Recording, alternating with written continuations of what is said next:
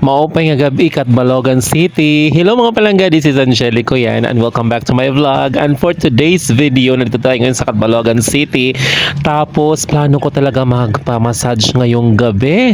Alam nyo naman, super pagod na tayo ng mga ilang araw. Yes, nung before mag-Christmas, nag-Christmas, nag-New Year. Ang dami pa rin kahit bakasyon na busy pa din tayo, ang daming trabaho. Pero ang sarap ng barbecue dito, amoy pa lang yung mga usok ng barbecue, ang sarap-sarap.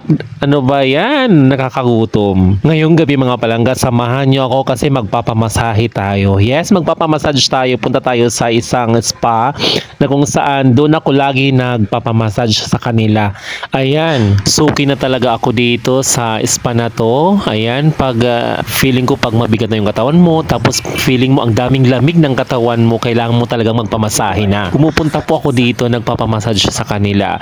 Ang galing po kasi ng massage therapist nila dito. As in, tanggal talaga yung mga lamig-lamig mo sa katawan. At syempre, marirelax talaga yung katawan mo dito. At nandito na nga tayo sa kanilang spa. Ayan, super linis, maganda sa loob and malakas ang aircon. Malamig talaga dito sa loob. Sarap magtambay.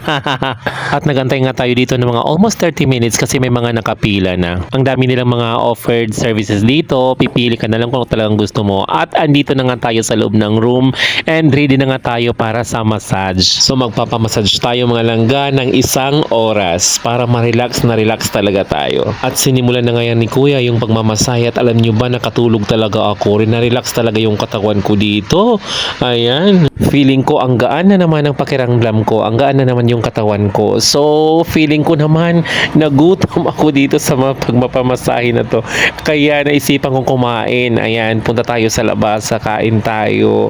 Anong oras na. Pero bago ako nagpamassage mga langga, ayan, nagpagupit muna ako. Nagpatrim muna ako ng buhok ko. At dahil nga nagutom tayo, at ayan, kakain muna tayo dito. Bet na bet ko dito yung nasa gilid ng kalsada. Kakain ka. Medyo mapresko, tapos ang dami mo nakikita. Ito talaga minsan yung gusto ko pagkatapos ng pagpapamasahe, kakain. Ang sarap ikain. Yes mga langga, diba? Kapag gabi, sarap kumain. Sira na naman yung diet natin dito mga langga kasi only rice yung kinuha. Yung in-order ko, only rice. So ano pa? Sira talaga ang diet natin dito. Pansin ko lang talaga dito sa Balogan City, yung mga tao dito, ang hilig sa pagkain. Kasi nga mapapansin mo dito, kaliwat kanan, puro pagkain ng mga paninda. Kaya mapapakain ka na lang. At ayan lang mga palangga. Thank you so much for watching my video. This is Angelico yan. Maraming salamat po. Maupay nga gabi kat Balogan City.